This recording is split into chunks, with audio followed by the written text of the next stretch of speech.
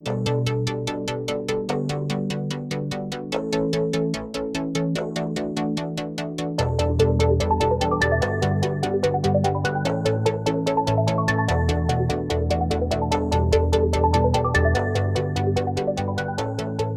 everyone. Welcome back to another edition of the AIGA Atlanta Insider monthly interview series.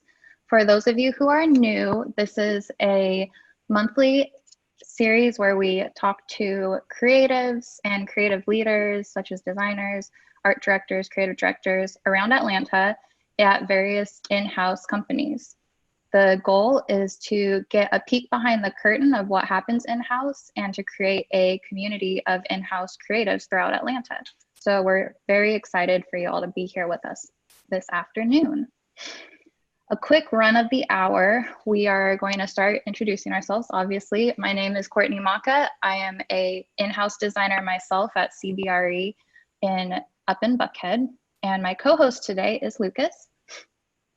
Hello. Lucas, you're in-house now as well, right?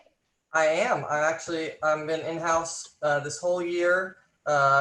Well, actually halfway through the year, starting this summer. It's been really great. Really been enjoying it. Work at a company called G&A. We do research for sustainability. So produce a lot of collateral and branding for sustainability. Awesome. Love it. After we run through this, we're going to do a market minute with Amy Mangan of the creative group. And then here is the rest of our squadron of folks that make this monthly webinar happen. You will see us flip in and out as hosts and co-hosts throughout the upcoming months. At the end of the hour with our conversation with Jailyn today, we will have time for a Q&A. So if you have any questions, feel free to put them either in the chat or the Q&A feature, and Lucas will get to them throughout the conversation. So definitely don't be shy. So with this, I think it's time to pass it over to Amy.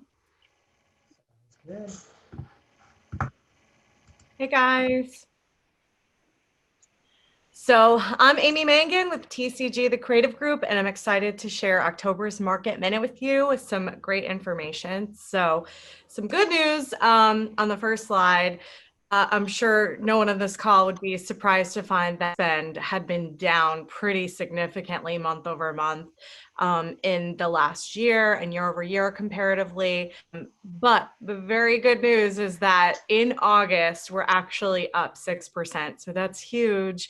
And a positive trend we hope to see continue.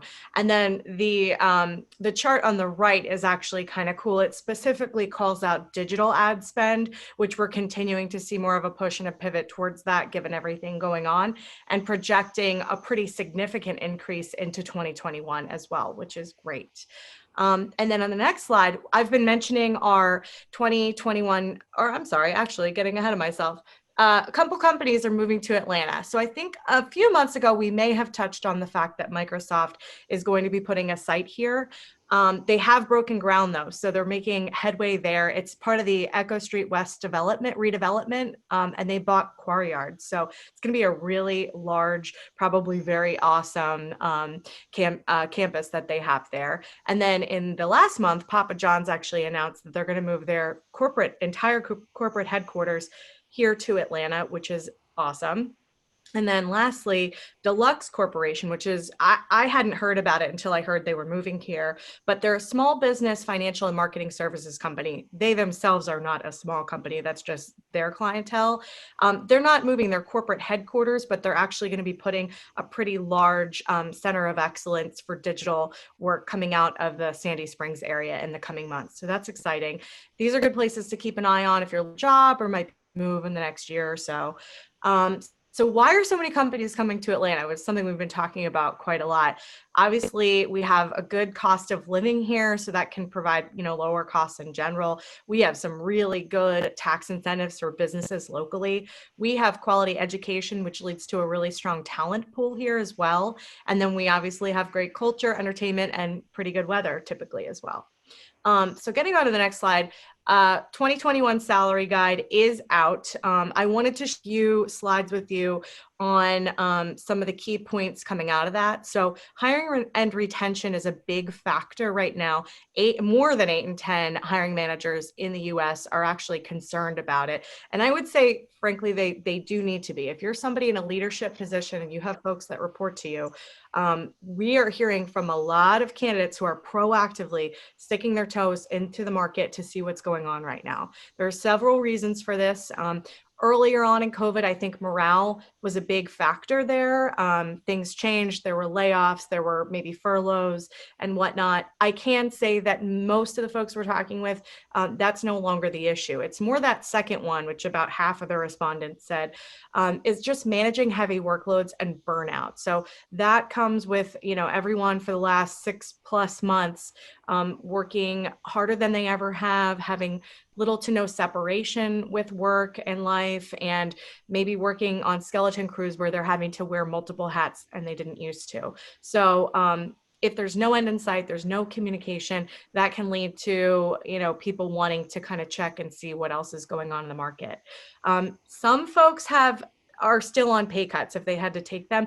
I will say most of the people that we've spoken with at a variety of Atlanta companies have had their pay fully reinstated, which is great, but there's still some people telling me that they haven't yet. In some cases, they're dissatisfied with management potentially.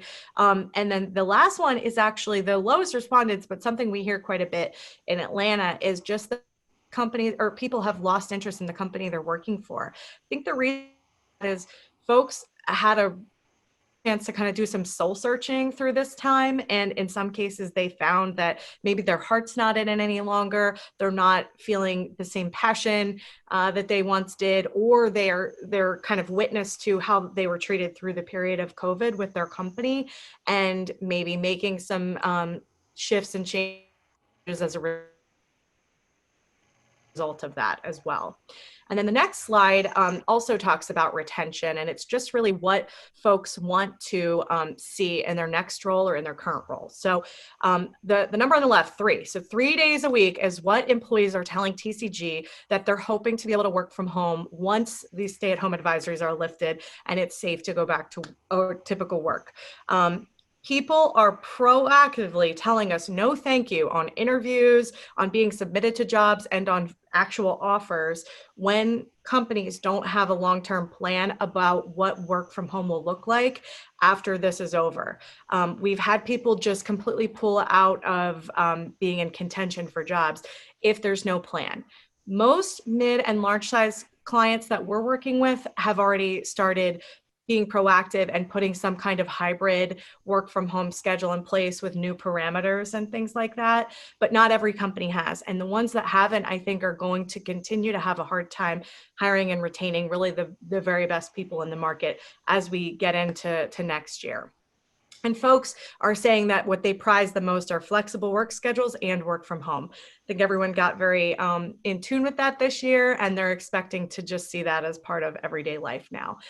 So the guide is a fantastic free resource that we have for you. There's a lot more good information in there besides salaries. There's a lot of additional information about retention as well, and just sort of what's going on in the market, what's been hot, what are the emerging job trends we're seeing, and information that you can really use. So if you'd like to get a copy and you still don't have one from me, I am happy to get that sent to you. So hook up with me on LinkedIn, send me a message, or just shoot me an email and I can get you that information.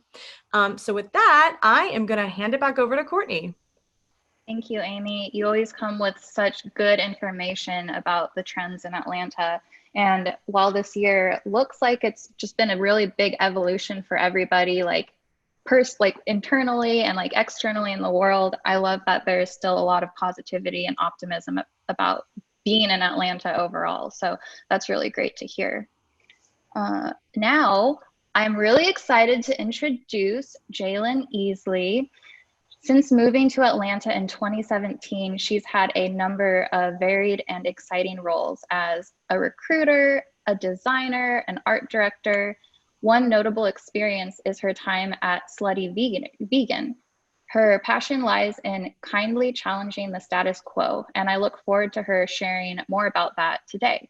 So hello, welcome Jailyn. How are you doing? Hi, Courtney. Hi, everybody. Thank you guys for coming out and thank you guys for allowing me to be on the show today. Would you like to start off just sharing a bit about your design background? Yeah, sure. So I am originally from Baltimore, Maryland. I would say I probably got started in like really being interested in design back in high school. That translated into majoring in it in college. And I went to Bowie State, which is an HBCU, historically Black college and university in Maryland. Which was an amazing experience, but I knew that I wanted to go to a school that specialized in design after my time in undergrad. So I then moved here to Atlanta in 2017, like you mentioned. And since then, I've just been kind of getting my feet wet and seeing, what exactly it is that I'm looking for, what types of roles there are out there, making connections with different people in the industry. And just the whole nine. So it's been a really exciting time here in Atlanta. That's awesome. And you came down here at, what was it? You went to SCAD, was that right? Yes. You mentioned? Yes. Mm-hmm. And then you got started in a familiar place, maybe related to Amy, who just was talking. If you want to share where you first started working. Yeah. So I actually worked with the Creative Group, which is a line of business under Robert Half. Originally, I was actually a candidate. And so I went in and I was trying to get a job, just like all the other creatives.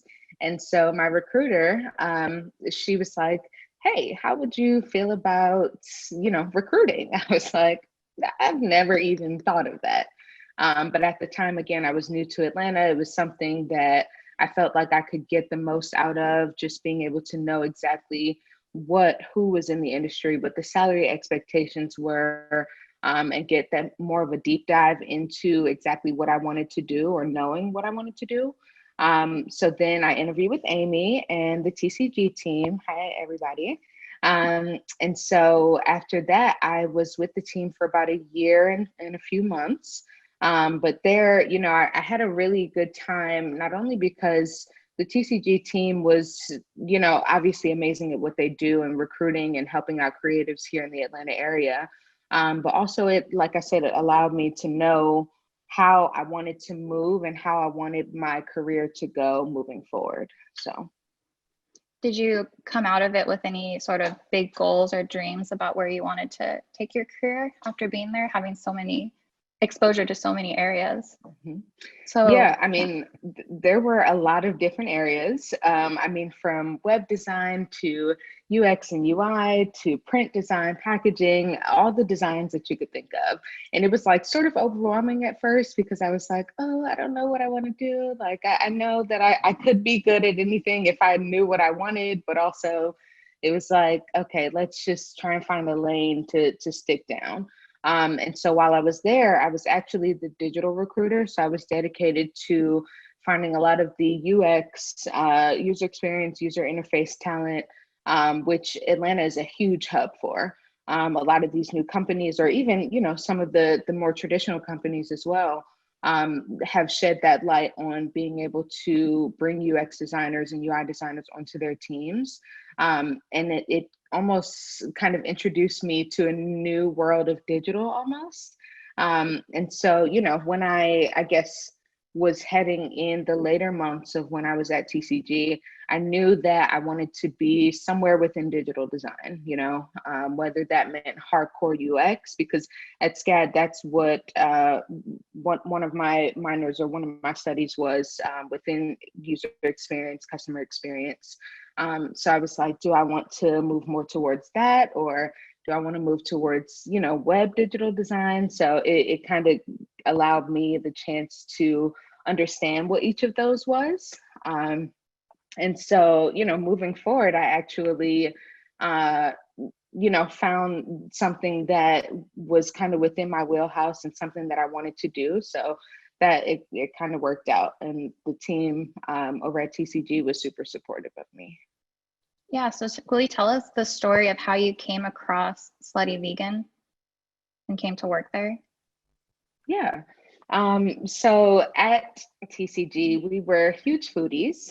We would, go every and anywhere that we could during our lunch breaks. And so there was a particular food company that came about at the end of 2018, I believe. And so I was like, oh my goodness, guys, like, this is like, look at this food truck. It's called Slutty Vegan. They're like, what? Like, what are you talking about? And so, of course, like me, I like to follow the places on Instagram and just kind of, do my due diligence. And so actually one of the ladies on the team sent me over a post that they made, which was having a package design competition. And so it was for their bags within the restaurant, and I believe cup designs, fry cup designs, and things of that nature. So I, looked at the brand as any designer would, see, what pieces can be left alone and what pieces I can kind of manipulate to make, I guess, a more recognizable brand throughout the consistency of the packaging and all of that. And so I submitted my work. And so I was like, okay, wasn't thinking too much of it. And then I believe a few days later, I realized that I got placed into the top 10. And so I started getting all these Instagram followers, all these people hitting me up, and they're like, oh my goodness, your design is, number 2 out of top 10. So of course, then it was Instagram voting, and people were just, I guess, voting on whichever designs they felt they liked the most. And so ultimately I ended up winning the competition. I forgot how many people actually voted, but I want to say they said that over 500 people submitted their designs. So it was super interesting to just be that 1 in a million, as to where I kind of was just like, oh, it's just something fun to do. Like, I wasn't necessarily looking for a full-time job out of it or anything like that. So yeah, that's the story about how I came across Slutty Vegan. I gotta share the package design too right now because it's really cool. It's very nice. I'm gonna put that. Yeah, I would love if you could like having this as an example, if you could talk a little bit about what Slutty Vegan is as a company for those who aren't as familiar, or maybe about its brand voice. Yeah. So Slutty Vegan is a Black-owned, woman-owned vegan company based here in Atlanta. And, the major goal of this is to have people, especially within the Black community, to eat better. It's no secret that many members of the Black community have, they face a lot of health issues and things of that nature, just solely based on the things that we're putting in our body. And so Slutty Vegan's goal was to create a healthy alternative to eating, vegan junk food.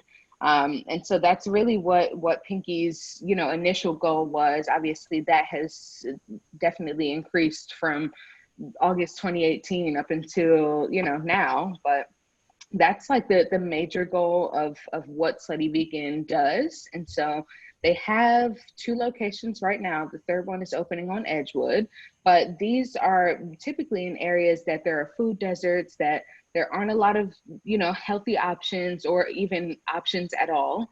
And so the first one is in the West End, Westview community.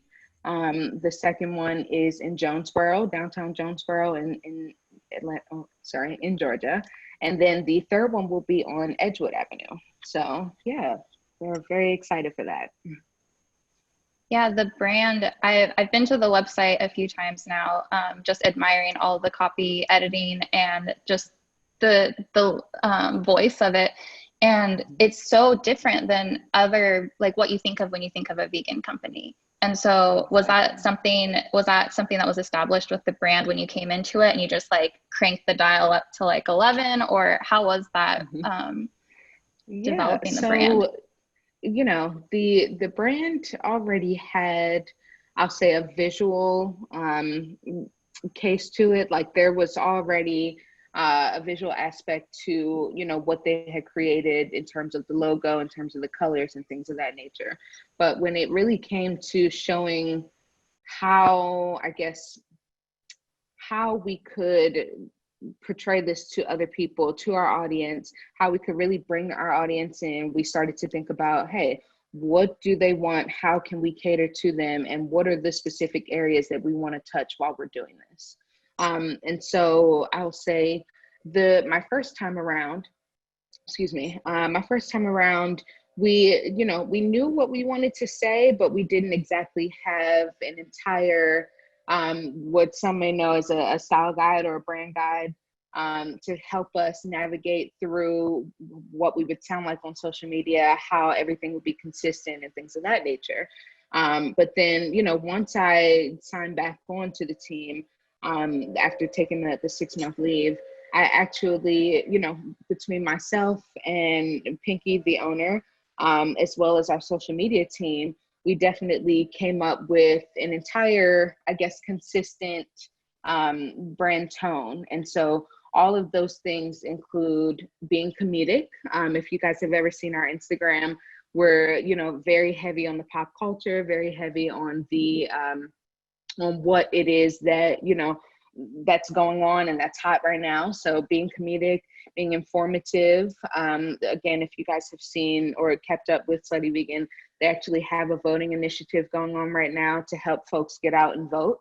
And so that's just one of the many things that, we help inform our audience about, but also, we're always wanting to keep our community tied in so that they also feel like, they're a part of what's going on. And then and the last thing is to make them proud. We always, are doing so many things. Again, if you've ever seen the Instagram, we're on the covers all the time and things are just happening for Slutty Vegan. And so that last point is definitely to keep our audience proud. So when you first transitioned from TCG to Slutty Vegan, it was just you, right? As the Yes. creative team. What was that like, and how'd you balance that? Bless you. Thank you. That was an experience. As any designer might know, like I said, the knowledge that I have received from TCG and just knowing, who plays what roles, how things should be working typically at an in-house establishment, and just all of those like no-tos, I realized that, hey, I'm doing the packaging and the marketing and the social media and all of these. And, I was okay with it because originally we were, I guess, what some might call a startup. And so, having worked in that environment, it was a little difficult at first to kind of juggle all of the things that were going on, especially being the only creative person in the company at the time. And so, a few things that I learned from that was that it was super important to say exactly what you needed. As a designer, as a member of, a company, it's important to be able to communicate and articulate, hey, this is what I need. This is how we can achieve this goal. So can we see, how we can get to that place? And that was, from day one, I was like, okay, so I realized that I'm going to have to maybe even over communicate because none of the people on the team or in the company at the time were creative minded. And so I was reporting to the CEO, who is obviously a businesswoman, but she also has a background in TV production. So she knew a little bit of what was going on, but not on a design and agency front, I guess. So yeah, it was a little challenging at first, but coming back onto the team, we were able to kind of help build a community of people who knew, I guess they were A1 in their own, fields. So these people were doing all the things that they could do. We had a person from the entertainment industry, a person who did video, a person who was good at data and analytics and also social media and copywriting. So we were a very multi-talented but small team. So it was really interesting. On a quick note on that, building a team and starting from an individual and growing out like that, I think it's really awesome, really important what you said, to always make sure to tell the owners and whoever is in charge of growing the team what you need. You always have to bring that up. You can't just expect people to know these things. And sometimes it seems like that, especially coming from our perspective as designers, like, well, obviously I can't do all that. but in their eyes, they might see it as that's kind of the job. So being able to kind of see foresight, like see what you need into the future and talk about how to get that, to make that happen is really great. Yeah.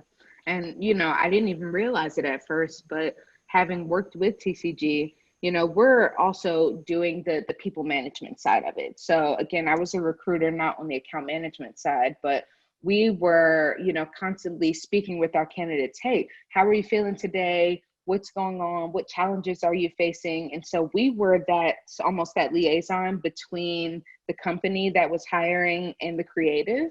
And so that kind of almost got me to think, I guess, turn the perspective around and say, okay, now I have to ask myself these questions and figure out what it is that I need so I can get what I need. Because again, Slutty Vegan was such a great company and great people. And so, I really wanted to be able to make it work out in the way that we were going to go global. We were going to make this a huge idea and keep it going and keep it consistent throughout the brand. So, yeah. And you mentioned that Slutty Vegan has a huge Instagram presence, and you helped build a lot of that. Will you explain that to us? Yes. So when I can't remember the exact numbers of when I first got there back in November of 2018, but coming back on the team in April of this year, excuse me, we actually, and I say we because my team that I led was such a huge inspiration and a huge help to, creating this entire culture around the social media. And we do have a few team members in the chat. So, hey, everybody. But let's see. So when I started April 30th of 2020, we were at 307,000. And when I left as of most recently, we were up to 370,000. So we, increased the Instagram by something upward of 65,000 audience members. And so, that was not only through being consistent in the branding and the tone and the voice, but also being interactive.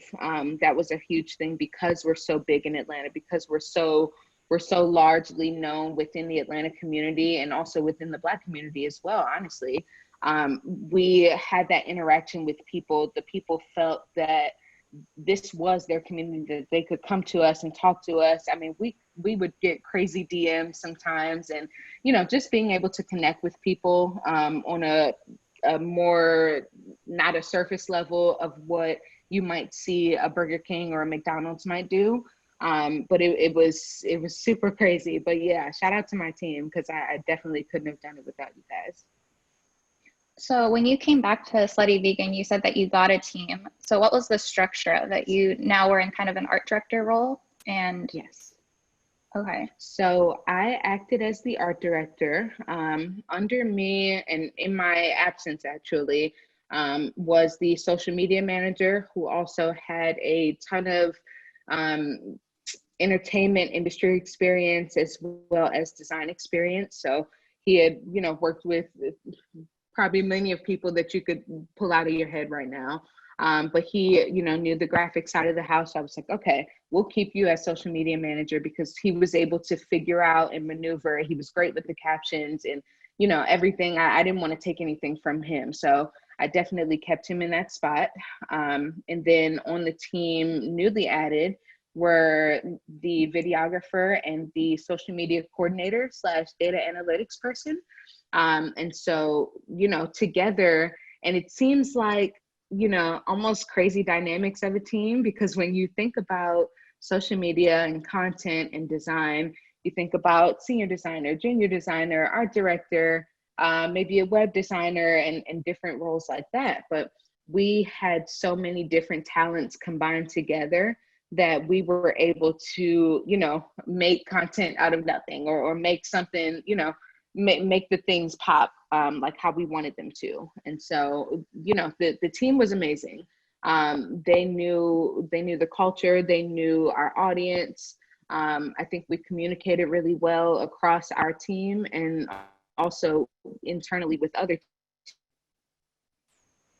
because not only did we have to juggle the social media and content marketing side of the house, but also the internal design. So the presentations and the letterheads and the email blasts and things. Cool. Yeah, that sounds like you had each person on your team brought a different perspective that is a little bit unusual, but very modern in 2020 with how much brands exist online these days, and how important it is to the brand of Slutty Vegan overall. So I would love to just briefly touch on how you took a quick break from Slutty Vegan and went to Accenture, right? How was that experience? Because you went from small startup to this giant global company. Yeah. Accenture wasn't like anything I've ever experienced before. Many of the places, even at TCG, they were more agencies, maybe even some boutique agencies, but they weren't, I don't think too many of them were like global, like Accenture. So coming in, you know, of course, I'm a place where I love to work in the environment, and I thrive in working in like really cool and like funky environments and things like that. So off the top, Accenture definitely blew my mind out of the water when I came in and saw the actual office space, because it was brand new. And so working on that team. So the funny thing about this was that my creative director, who was at Accenture, was actually one of my candidates at TCG who I had placed before. So when the person who hired me brought us in the room together, and they're like, "Pierre, meet Jailyn," I'm like, "I know a Pierre, and I don't know too many Pierres." So it was really cool, and we got a great chance to work together, because we both kind of knew and kept up with each other's work, but being able to work on site with someone was a completely different experience, and having a team also was a completely different experience for me. And so when we went to Accenture, we were actually the first in-house designers with Accenture. So we were able to, we actually had to communicate with the managing directors, with the consultants, with the analysts. And so, as you can imagine, these are business and strategy minded people. And so, you know, they're not thinking about how to make things pretty or design thinking or, you know, anything like that, but they're more so focused on how it runs. So once they put a strategy together, then they give it to us to almost fix up the experience. And so that's exactly what we did at Accenture. My official role was senior experience designer there, but when we went in, it's not the type of experience design that you would think of. It's more so designing the physical experience. So what would happen is that we might have a client come in, let's say we have Coke come in, and you know, if they want whatever their topic is or their goal is, we would already have known about it beforehand so that we can design and figure out the content according to what they're looking for. And so they might come in and we might design poster boards, we might design name badges for them to kind of walk around the space in. We would design PowerPoint presentations. We even dabbled a little bit into interactive art, AR and VR. Oh Lord, we did so much at Accenture in such a little time, and it was an amazing experience, honestly. We got a chance to learn a lot of new technology. We used a 3D printer. We used the Oculus goggles. We had a 360 room where it was almost like a big dome, if you could imagine that. But there were 6 projectors, and the projectors projected on the walls around you. So a lot of times we use that to portray audience or customer journeys and what that looked like for them. So it was a great experience. Accenture was an amazing place. And like you said, they are global. So a lot of the times we would have people coming in from maybe Singapore, somebody would come in from Australia, and you know, you have to work with these people. And so it almost gave you a diverse perspective on how to communicate with other people as well. That's a really good point, Jailyn. What you were saying too kind of reminded me back what you were saying at Slutty Vegan with Pinky, no matter what the case, whether you're talking to a huge group or small group, as a designer, you're not only communicating to your audience with your design, but you have to communicate your message, what you want to do to the internal company. So you're always going to have to be talking to those people and being able to convey your message and communicate that to them first to get the idea pushed forward is really important and a great skill that you're learning through both those jobs. Yeah, absolutely. And, again, these people are nothing like I've ever worked with. So you really, as a designer, you have to know exactly what decisions you're going to make, why you made the decision, and being able to articulate that is the most important part that I think I actually learned from all three of these roles. But TCG in particular, because when, we would bring candidates out to meet our clients and say, hey, this person we might send their portfolio over, whatever have you. And so it would be important for us to say, hey, you need to be able to explain, able to be a long thing, but being able to know what decisions that can you guys hear me still? Yeah, we got you back, I think. Okay, yeah. Cool. But yeah, it's super important when you're trying to make those decisions on how and being able to articulate that to the rest of the team. So I bet you took a lot of that back to Slutty Vegan. As you said, you built this team, you were establishing processes and the voice of Slutty Vegan. I'd love to kind of switch over back to something you talked about earlier with how Slutty Vegan engages the community, and they do a lot of outreach. Could you explain some more about that? Yeah. So under Slutty Vegan, the owner, Pinky Cole, created the Pinky Cole Foundation. And so this was primarily used to, sorry, blow dryers outside. Okay. This was primarily used to help, I guess, almost organize our outreach in the community. So we did projects from, we gave out food to essential workers. We did, senior citizen homes. I think last year for the first year anniversary, we gave out fresh fruit and produce at our restaurant. So we shut the entire restaurant down for the day and gave out the fresh fruit and produce for that day that we had bought from a local farmer. So, between connecting our immediate community, like where we're actually located, and connecting the outside community, farmers, essential workers, and things like that, we were almost able to kind of bring more people in, because not only are we, helping out and giving back to these different types of people and different things like that, but we're also, I guess, leaving an impact in the community. And so we even did like a teacher give back one day, because I think during back to school, we have an app called Community. And so we, at the time, were the only restaurant to be on this community app because you had to get invited.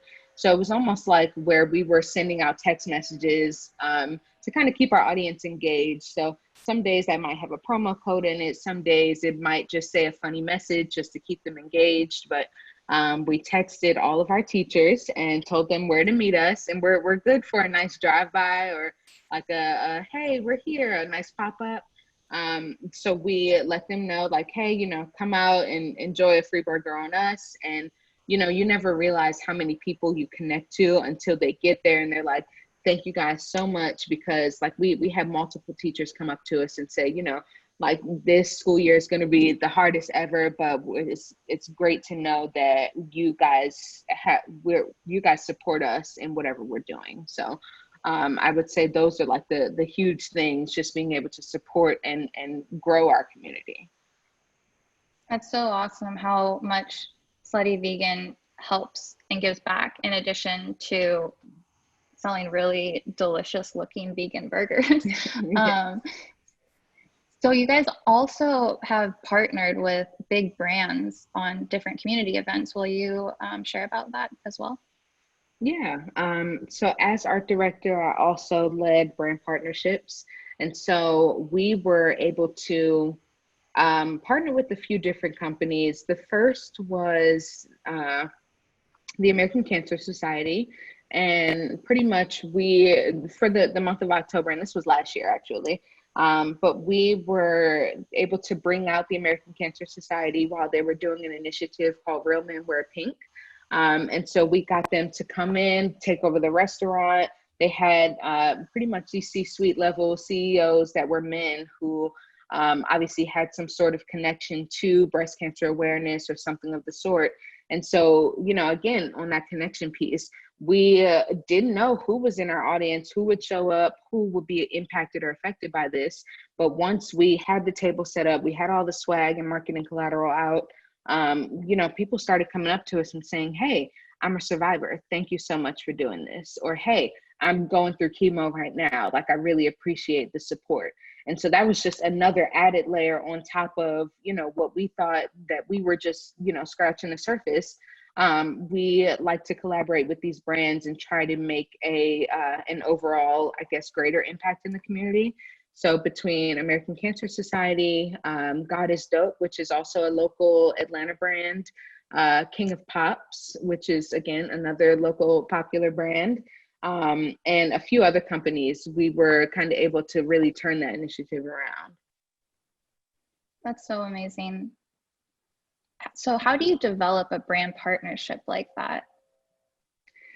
Yes. Again, something I've never done before, but so typically what I would do is reach out to these folks and say, hey, we would try to find some sort of mutual connection point. So I don't necessarily like to or even see the need to connect with a brand who is dissimilar to yours, or who, like, even if if the two audiences look at it and they're like, I don't get it, so there always had to be a connection point between ourselves and the other brand. And so after that, it was really just seeing where our values lied and where our beliefs lied. Obviously, vegan, woman-owned, Black-owned company. We strive to, I guess, have all three of those pieces within whatever the collaboration was. And so, with for example, the American Cancer Society, that was informative, that helped our community, bring more of our community in and closer to us. But then, like, on a King of Pops standpoint, that was really bringing them into the restaurant environment and, being able to allow our audience to enjoy, something like King of Pops as well. So there were different touch points for different companies, but those were like the major things that we would look for. And then just seeing how it could benefit, both parties, and making sure that, okay, you're getting what you need, we're getting what we need, obviously on the revenue and monetary piece as well. But also seeing, okay, how can we, like, maybe we can do a giveaway aspect, or maybe we can do a merchandise aspect. So there was always a different avenue that we took, and each partnership was very unique. Yeah, it sounds like at the heart of it, it's about making a very warm and specific, authentic connection with who you're reaching out to, and not just going down a checklist of all these large brands. Exactly. And I feel like oh, sorry, were you going to say something, Lucas? So real quick, I also really like the idea of, reaching out to other brands and finding a common goal or a common connection between, and then using both of your brands to promote whatever the cause is. I think that a lot of times some people will try to promote their own personal brand over it, or they don't want to, like, hurt their brand, so they don't want to, they're kind of worried about blending the two together. But really, when you find that common ground, it grows a lot faster, and the audience connects better. So it's Absolutely. Cool to see that happening. Yeah, it's definitely more authentic. So similar to what we were talking about, engaging the community, I wanted to touch upon some of the stuff that Slutty Vegan did for its own employees this summer. So in the wake of the racial justice movement growing in strength and number. So could you kind of share what they did to step up for the Black community in particular during all of this? Yeah. So, a lot of things have been happening just between, I mean, so many things had just happened this summer. And, imagine having to work with the company that is not all in for all of their employees, no matter what. And so this was something that I really appreciated about the Slutty Vegan team was that they were very inclusive. They were diverse in the sense of everyone had, different talents and things of that nature. But we also created an internal community during this time too.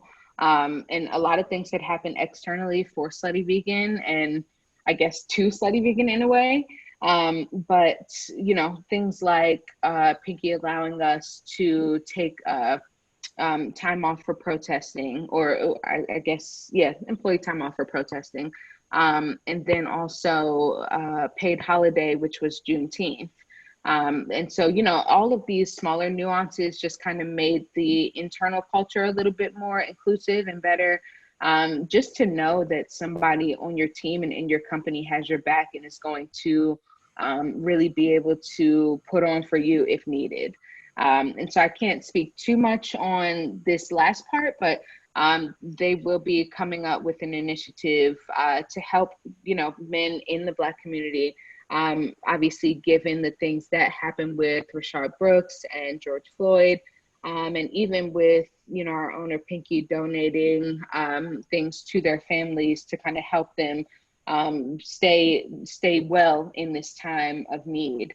But that is definitely going to be an amazing initiative that they have coming out. So I would definitely say, look out for Slutty Vegan and tune into their Instagram because that will be coming out soon. That's awesome. And you've also done some of your own stuff, creative pursuits of protesting this summer. And I would really love if you could share. Yeah. So, I going back to my undergrad years, one of my professors, Professor Jennifer White Johnson, who is also an amazing designer and activist, she, inspired me to use your art to say something impactful and to make it larger than life. And so, even with the things that I did in my undergrad years, I took that and thought about, okay, how can I really, and it wasn't necessarily so much about who's going to see it or why, but making the impact, making the statement. So, when I, at the beginning of all of the protests and riots and things of that nature, I saw a mural of Black Lives Matter pop up. I want to say one of the first ones was in North Carolina. And so over the span of about a month, I have reached out to the North Carolina mural organizers there, as well as in San Francisco. And so just trying to really get a base on how I would make this possible and how we were able to do this. And so moving forward, I'm reaching out to mayor's office and, public art councils and all kinds of things that you could imagine within the local government. I was emailing people left and right. I even emailed with the VP of SCAD who loved the idea because I wanted something like that to be in Atlanta, considering that outside of places like New York or Oakland or even the DC area, Atlanta is the largest Black creative hub that I can think of. And so it was super important for not only me, but, other people in the community to be able to see that, hey, this is something that we care about. This is something that, we want to get done. And so on top of reaching out to the local governments and things of that nature, I reached out to local muralists and local activists and to see if they would, be down to help paint this mural. And so, you'll get 1,000 no's before you get a yes. And between all of 30 of us, I didn't get a yes. But what happened was that Juneteenth was coming up and I really wanted to be able to make a statement or make a larger impact about what was happening going on in the community. So I gathered who I had and we went to Home Depot and got some concrete paint.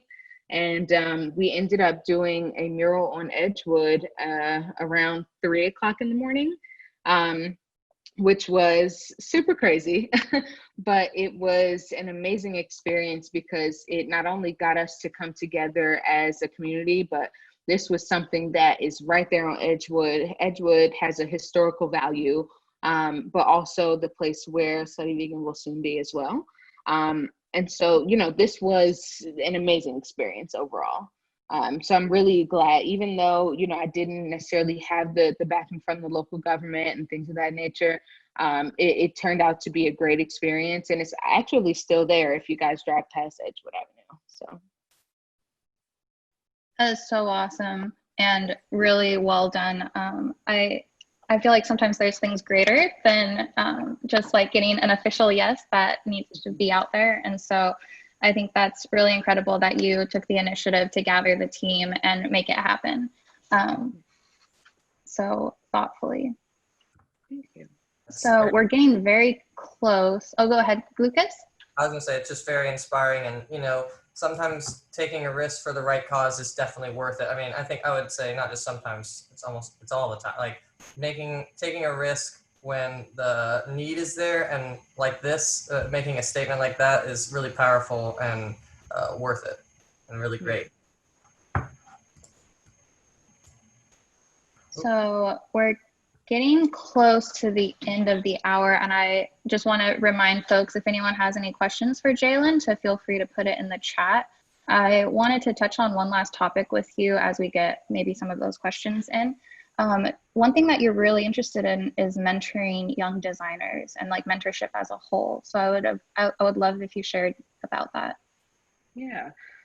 So mentoring and just really being able to understand the younger generation of designers, of creatives, has been super important to me from undergrad, and so I definitely encourage these younger designers to really find their voice and find out what they're exactly wanting to do, and know that just because it's not happening in the time that you need it to happen in, to still have faith, because that was, a lot of the things that happened to me was that I was like, oh my goodness, nothing is happening. I'm, getting frustrated with life. And, it was like, hey, things are coming, good things are coming. So that would be like the really first thing I would say to those younger designers. Excuse me. Even when I was at Slutty Vegan the first time around, another thing I forgot to mention, I was also over top of the internship program. So I was able to, bring in, I believe I had two design interns at the time, that came from Spelman and Georgia State, and really able to help them come in and grow and learn exactly, again, what they're wanting to do. Because I feel like in this creative industry, like if you put your mind to it, you can do it, of course, but also it's knowing what you can do and what your limits are.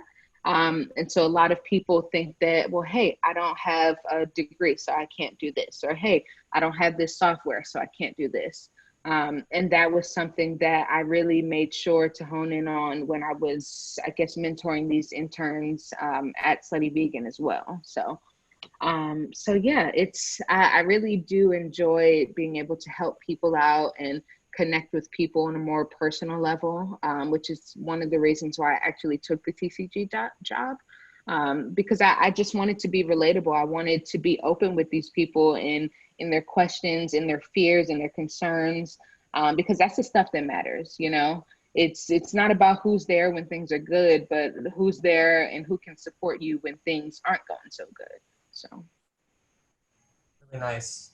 I have 3 questions for you, and I'll try to get through them here in their last minutes. The first would be, how do you find inspiration? Like, talking to people is awesome, and getting their feedback on what to do, is that the inspiration, or where do you get your inspiration when you're feeling your creative juices needed? So I would say, okay, 2 parts. The first is traveling. I love traveling. And, I think that my most inspiring places are New York and LA. I actually just came back from LA, but also, you know, I take the time to go out there to see different things because, again, we're just here in Atlanta. And while Atlanta is a metropolitan area, it's not completely the city, and it doesn't move as fast as up north, that, you know, in places like New York and DC. So I really enjoy traveling to be able to get things out of my mind, see different creative things, you know, from looking at books. I love coffee table books. I love, I go into the rabbit hole of internet searching all the time. So exactly, all the books.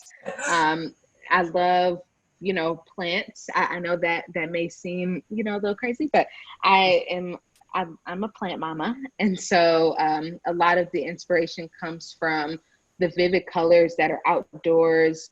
I started to get into illustration and things like that. So yeah, overall, I would say like traveling / outdoors. And trying new things. I like that. Yeah. Yeah. Awesome. Okay. Going back to when you were designing for Slutty Vegan, how did the environment and that you were selling food influence the posts that you're making? Because, you know, you're connecting with your audience. So how did you blend those together? Yeah, so if you actually look at the Instagram, there's not too many pictures of food actually. And so this was something when I came in the second time that I made sure that we hired on a food photographer who was able to capture all the visual, delicious juiciness of these vegan burgers.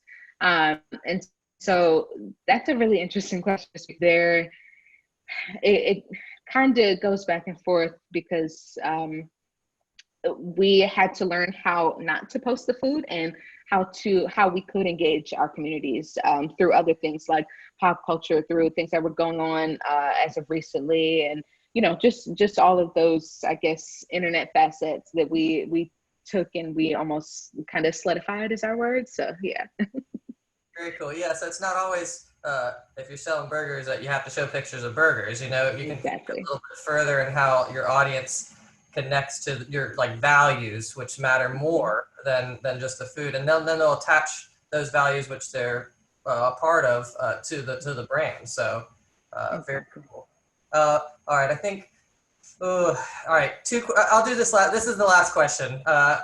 What is next? Lightning round. Yeah, I know. I was like, these. If we have any more time, I might ask one more. But what is next for you, Jailyn? What are you thinking about?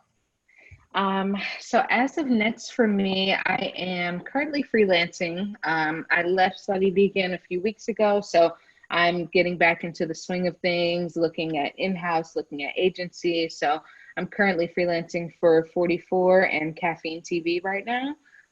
But you know, always looking for new creative opportunities. And the second thing is I actually opened my own studio.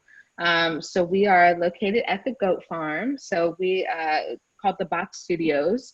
And it's really just a creative co-working space for creatives to come in and have the resources that they need. Because again, a lot of times people don't know, oh, I don't have the software, I don't have the equipment and all this other stuff. But it's going to be a chance for people to come in. They use the photo studio. We have 3 Mac computers where people can, you know, design and go in the creative lab.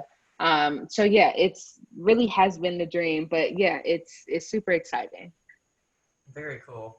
Yeah. Okay. Well, on this, I think that's a perfect note. That's an awesome note to end on right there, because I feel like everybody, as a designer too, particularly, you know, dreams of creating their own space and doing their own thing. So your experience and your journey kind of led you here, and you have a lot of credentials now to go forward and do everything that you've already done now for yourself and for other brands. So I think it's awesome. It's been really, really amazing listening to all your experiences, you know, like Thank you. It's hard. It's a dream to figure out too, like how do you're given these chances to connect to an audience and be able to actually do it, you know, and not get stuck in the bureaucracy of it. And you actually get to talk to your audience and listen to them and respond. It's great. That's what it's all about. And thank everybody, you know, so much for being such an inspiration, because I really bring that energy in from those folks. So. And if folks want to connect with you, what's the best place to do that? If you all would like to connect with me, I'm on LinkedIn at Jailyn Easley. Also on Instagram, if anybody wants to know, just, I guess, hit me up on LinkedIn. I'll give you the Instagram. But yeah. Awesome. Cool. Thank you so much, Jailyn, for joining us this month. And thank you everyone who listened in and watched. We will be back next month, first Wednesday. Mark your calendars. We'll be there. Hope you'll be there too. And have a great rest of your day. Thanks, everybody.